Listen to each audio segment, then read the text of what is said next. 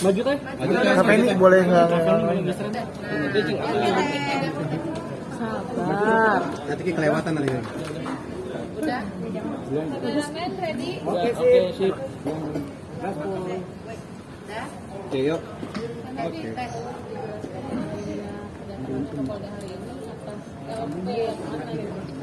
Pelaporan AS terhadap saya yang masalah uang donasi ke NTT. Siapa Sana lancar, tadi ada sekitar 23 pertanyaan kurang lebih. seputar apa aja kalau boleh diajarin dulu jadi seputar pindah uang Prosesnya proses sama tanggal-tanggal. Dan Novi kenapa data yang diperiksakan itu kan yang itu si Kordensu sama Jerry. Densu, kenapa data yang terlibat? bagi saksi. Saksi ya. Masih tahap klarifikasi seluruhnya ya, jadi belum statusnya belum naik kemana-mana, jadi masih semuanya diklarifikasi. Sebenarnya saudara Gary udah dipanggil tapi belum datang, Bang Densu juga dipanggil, kemungkinan besok kayaknya. Tapi Dan Novi secara pribadi ngerasa ikut andil nggak sih uang itu lari ke NTT? Ya, kalau mengetahui dari publik pasti mengetahui ya, tapi kalau kemudian mengikuti kesepakatan yang ada tertulis itu tidak ada sama sekali. Kan mungkin sedikit menanggapi soal tuduhan yang ke-8 katanya yang donasi kemarin sampai dituduhkan katanya tadi beli mobil baru, itu di mana sih dari Mas Gary? Gimana? Yang soal tuduhan kemarin kan beli mobil Atas nama pribadi. atas nama pribadi. Iya, itu sesuatu yang nggak sesuai faktanya ya. Begini teman-teman. Jadi memang saudara J ini kan ditunjuk untuk menjadi ketua yayasan.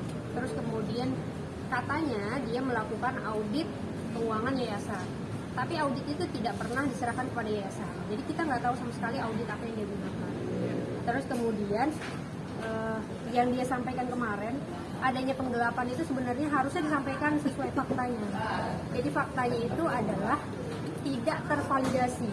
Jadi uang itu ada yang tidak tervalidasi. Kenapa kemudian tidak tervalidasi? Karena saudara G ini tidak pernah datang ke yayasan. Jadi tidak pernah meminta berkas-berkasnya, itu yang kemudian tidak tervalidasi ya.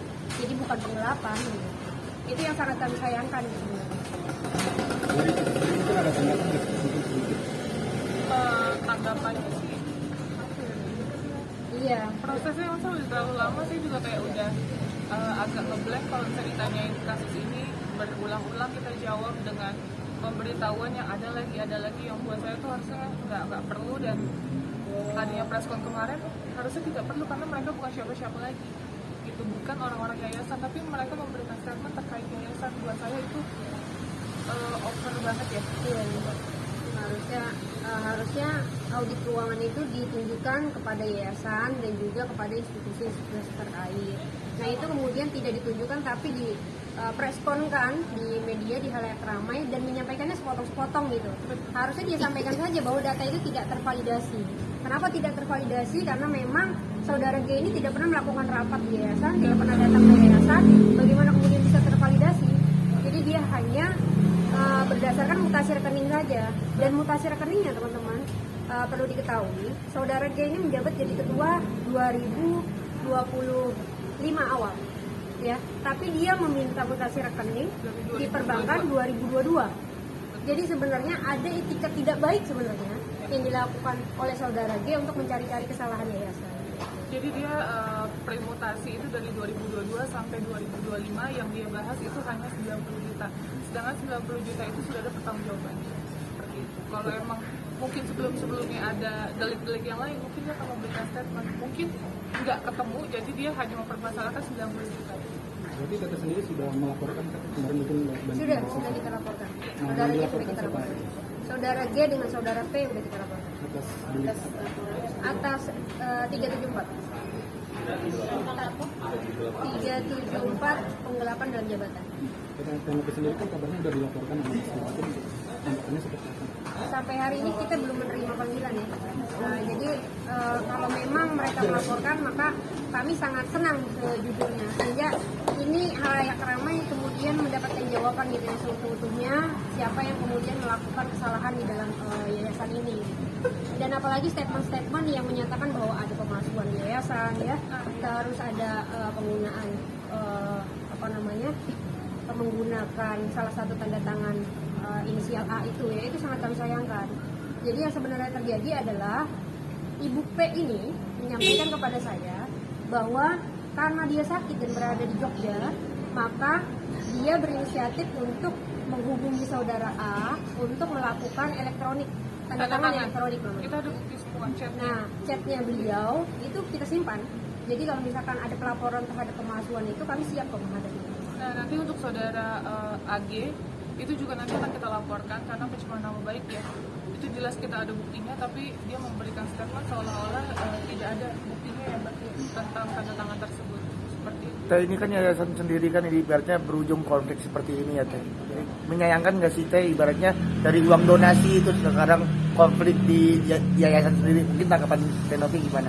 Oh, sangat menyayangkan, dan saya sebenarnya jujur orang yang paling dirugikan dalam hal ini gitu. Hari ini saya baru dapat laporan terkait dari dinas sosial ya, kita ini dapat teguran, dan yang terakhir kalau nanti ada kesalahan mungkin izinnya akan dicabut katanya gitu. Nah, katanya udah ada penyampaian juga dari dinas sosial untuk pengurusan PUB ya, tapi tidak disampaikan oleh saudara G. Seperti itu. Jadi saudara G ini teman-teman sudah ditegur oleh Kemensos 1 kali, sudah ditegur juga oleh dinas sosial, itu tidak disampaikan ke yayasan sama sekali. Nah, kami yang kemudian mencari tahu ke Kemensos dengan Dinsos akhirnya gitu, karena memang polemik ini kan berkepanjangan dan saudara G ini muncul dengan sesuatu yang tidak valid gitu. Itu yang sangat kami sayangkan. Padahal Kemensos tuh sendiri awalnya kan di November tuh mendukung banget ya terkait hal ini.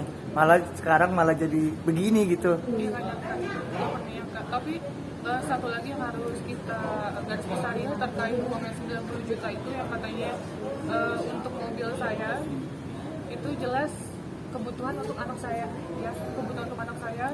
Kita membeli mobil itu cash dan 90 juta itu sudah dipertanggungjawabkan ya. Jadi dari 2022 yang Mas G ini mutasi print dari yayasan ke 2025 itu yang dia bahas hanya 2004 ya. Itu yang dibahas hanya 90 juta. Berarti yang ke Kemensos kemarin itu mungkin bisa dibilang Mas itu bohong ya, bukan laporan tapi teguran. Teguran, Iya, teguran. betul. Ya. Kita ada suratnya, bersurat. Kita dapat suratnya dari Kemensos dan itu Kemensos menyatakan dia tidak pernah mengarahkan untuk saudara G bertindak dan untuk atas nama yayasan. Ini kan berlarut-larut ya Teh. Banyak kerugian juga masih yang dialami pada yayasan. Banyak banget, mulai dari endorsement banyak yang cancel karena berbicara seperti ini kan. Terus yang kedua, YouTube saya nggak ada yang jalan sama sekali, view-nya juga anjlok kalau algoritmanya turun. Terus pekerjaan, keluarga yang mempertanyakan banyak banget. Tapi kenapa sih orang-orang yang bukan di yayasan masih speak up di orang-orang Masih speak up, ya aneh.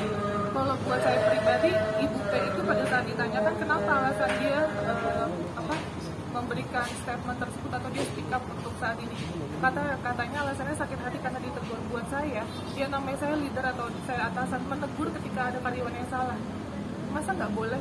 Kan harusnya boleh aja. Dan menurut saya menegur pun dengan bahasa manusia kok, dengan bahasa yang baik. Nggak ada namanya saya berbicara kasar atau buruk lah gitu, terhadap Ibu P tersebut. Berarti perihal ancaman itu juga nggak ada ya Teh? Ancaman apa? Kan kalau Papi mengaku ada segi dan ancaman dari Ibu P ini begini ya teman-teman. Saya sebenarnya dia sebenarnya komunikasi itu ke saya, Ibu P ini. Dia menyampaikan hal-hal yang berbeda gitu, baik itu terhadap saudara D gitu, terhadap saudara DS gitu. Dia menyampaikan hal-hal yang berbeda kepada kami gitu. Untuk saudara G aja dia menyampaikan bahwa saya diancam, saya apa segala macam gitu ya. Terus kepada DS dia menyampaikan kepada kami bahwa kalau saya keluar dari yayasan nanti saya akan dijamin oleh saudara DS dan dipekerjakan oleh saudara DS. Itu kami punya bukti rekamannya. Jadi Ibu P itu menyampaikan itu ke kami. Tiba-tiba dia preskon, terus kemudian memojokkan klien kami gitu. Itu yang sangat kami nggak masuk di akal kami ya. Jadi menurut Teteh ada tekanan dari luar juga. Saya nggak tahu kalau itu tekanan dari luar, tapi yang jelas Ibu P itu sudah tidak aktif ya, jadi dia jatuh di Jogja, terus tulang ekornya dia patah, dan bulan September itu saya ingat banget dia sudah tidak aktif bekerja di Jakarta. Biasanya kalau kerja sama saya, dia emang stay di Jogja tapi sudah sering bolak-balik ke Jakarta seminggu atau 15 hari.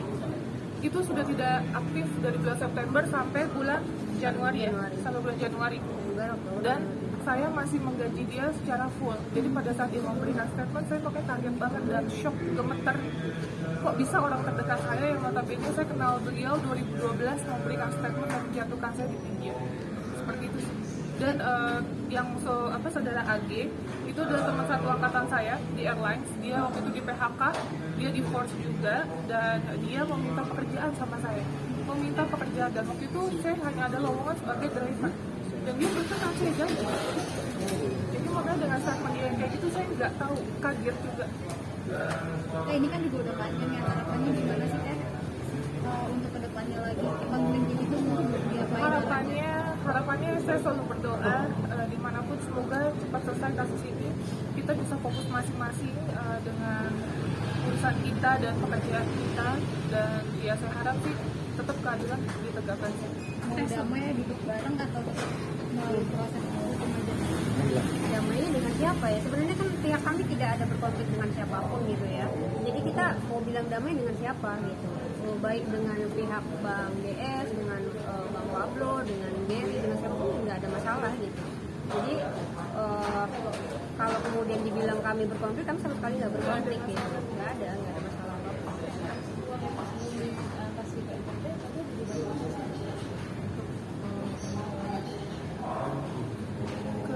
Itu tadi bukti-buktinya udah kita serahin ke penyidik nih, penyidik terkait keterlibatan itu ya, keterlibatan Mulai dari chat, video, foto, semua udah kita kasih. Atau tidak? Kalau untuk itu, iya. untuk kepolisian tadi saya jawab Kita selain dengan Gary kan ada masalah baru dengan Bang Farhat tuh. Ini bukan masalah baru sih, cuman kayak kemarin dilibatkan kembali nama DP seperti apa sih tadi menanggapannya? Soal apa namanya pengalihan donasi ke NTT, kemudian saya kenapa? Ya maksudnya Bang Farhat masih memburu, maksudnya bertanya-tanya kenapa itu dilarikan ke NTT. Muhammad Abbas. Iya itu hak hukumnya Bang Farhat ya. Tapi kita nggak berkomentar soal itu lah. Apalagi kan udah masuk laporan dari mereka gitu. Silakan kemudian dilanjutkan. Kami siap menghadapi hukum. Jadi sebagai warga negara yang taat hukum kami siap menghadapi. Ketika dipanggil dengan layak kami akan datang sebagai warga negara yang baik. Artinya capek nggak sih? Maksudnya kemarin udah didamaikan gitu kan, tapi sekarang lanjut lagi konfliknya seperti itu teh. Gimana teh? pasti capek banget, tapi ya kita namanya dipanggil pasti kita datang gitu. Mungkin prosesnya Mental sampai kena nggak sih tuh? gue kenal banget dong. Makanya kemarin ke LPSK itu saya mencurahkan semuanya. Ya saya cerita, saya nggak bisa tidur, saya jadi insomnia, terus pikiran saya kosong. Oke, terima kasih.